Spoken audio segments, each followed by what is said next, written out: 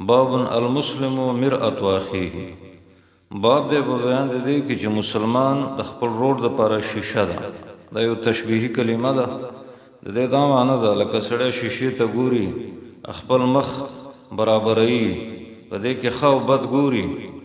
نو هر مسلمان د بل د لپاره داسې دی چې کومه کمزوري دغه اصلاح وکړي. خو د دې خپل اصول دي. د خلکو په مخ کې شرمول یا په سخت لهجه کې خبرې کول دا اصول نه دي. د دې نه مشکلات جوړیږي. خو په نرمۍ سره په پرده کې د خیرخواهي په طریقه باندې مسلمان ته دا ویل غواړي چې دا کوه دا مه کوه دا ستا عیب دی دا نقصان دی. مسلمان به د بل دپاره داسې لکه شیشه. قال حدثنا اصبغ قال اخبرني ابن وهب قال اخبرني خالد بن حميد عن خالد بن يزيد عن سليمان بن راشد عن عبد الله بن رافع عن ابي هريره رضي الله عنه قال المؤمن مرأة اخيه اذا رأى فيه عيبا اصلحه. مسلمان د خپل ورور د لپاره شیشه ده چې پاغي کې کم عیب ویني نو داغي اصلاح وکړي.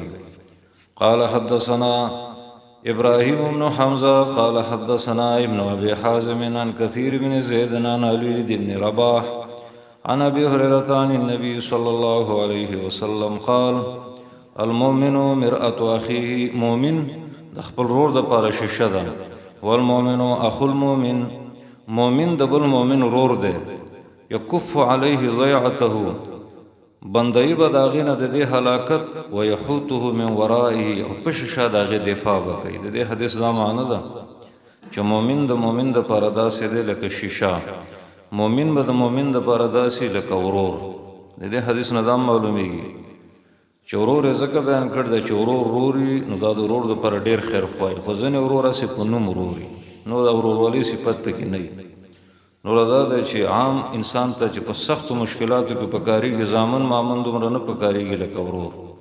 او بله دا دی چې مسلمان به بل مسلمان د هلاکت نه بچ کوي.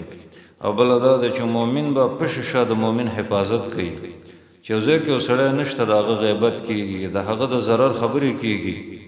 نو دا د مؤمن نښه ده چې د خپل غایب ورور دفاع به کوي د هغه عزت به بچ کوي. که څوک د هغه د ضرر ارادې لري نو هغه به خبرې د هغې خیرخواهي به کوي چې ورځ دا خبرې د ځان ساته احتیاط کوه.